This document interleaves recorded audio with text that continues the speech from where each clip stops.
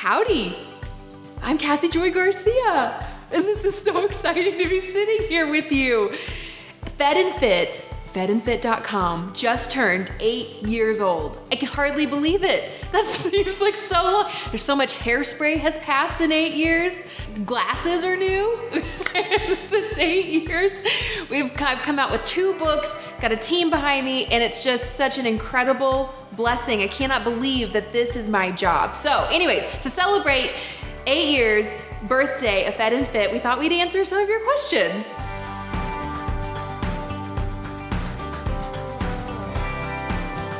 So the first question is, what inspired me to start Fed and Fit, and did I always plan on turning it into a business?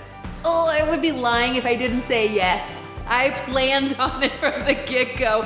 I honestly named it Fed and Fit and didn't tie it to my name because I had this vision of it one day being this online editorial magazine and a place for people to come and find really great, solid, healthy lifestyle advice and information and recipes.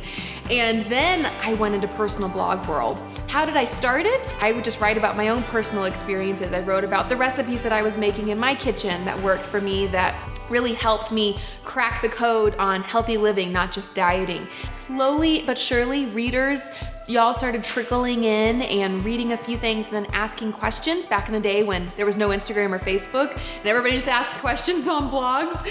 And I would answer those questions and your questions got better and better and better. And I let that inform what I went and researched further to bring you better information. Second question is, how did I keep myself motivated in the beginning? I believe that there are people that only you can connect with. And maybe that's 2 people, right? 2 people that your story and the way that you communicate and the kinds of resources that you create, that's the only thing that's gonna connect with those 2 people. And so I felt like I owed it to those couple of people to do this, right? It wasn't about building a massive business, right? Or speaking to hundreds or thousands or tens of thousands of people. That's not what it was about for me. It was about connecting with the couple people that I felt like my story could probably help at least one person, and that motivated me at the beginning.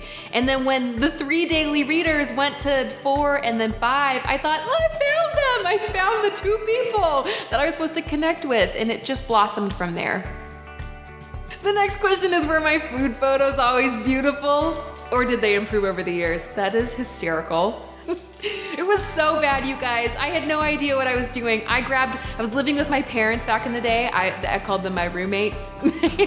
And I remember I would whip up some cool appetizer before their friends came over. And one of them, it's still on the blog. It's this pineapple with goat cheese, something bite.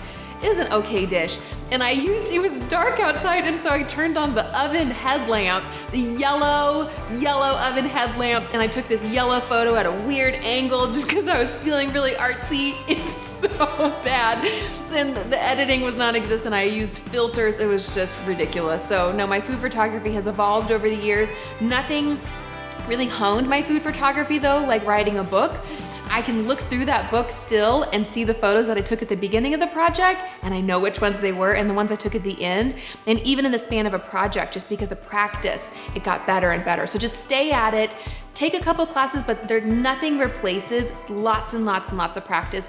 Natural light, turn off the lights on the inside, go take your photos in that nice blue, crisp light outside, try to avoid direct light, and play with editing a little bit. Okay, next question is, what is the biggest business lesson I have learned?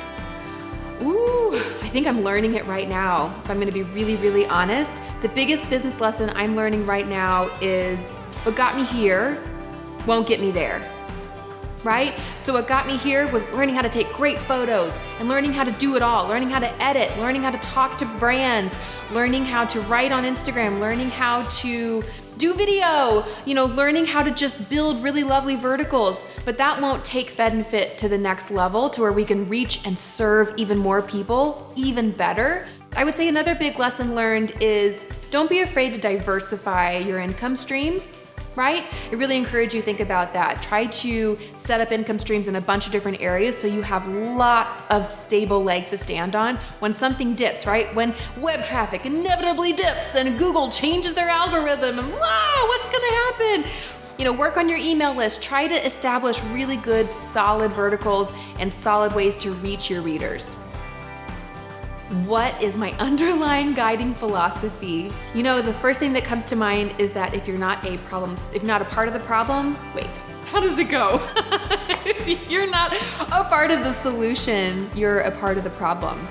And I really, really take that to heart. My papa, my dad's dad, my grandfather, always told me, your best is all anybody can ask of you.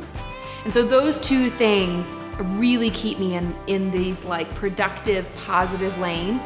Is I'm gonna keep trying to solve problems, and I'm just gonna do my best. And it's not always gonna be perfect, and I'm gonna goof up, and I'm gonna have to apologize every once in a while, but if I stay within those two areas, I know that I'm gonna be doing good in the world, and at the end of the day, that's really what matters.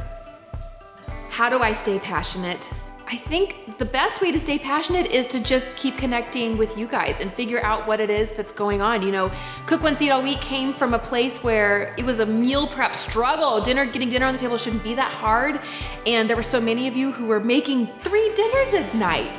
Oh my gosh, because everyone has different dietary restrictions for the husband and for yourself and for your kiddos.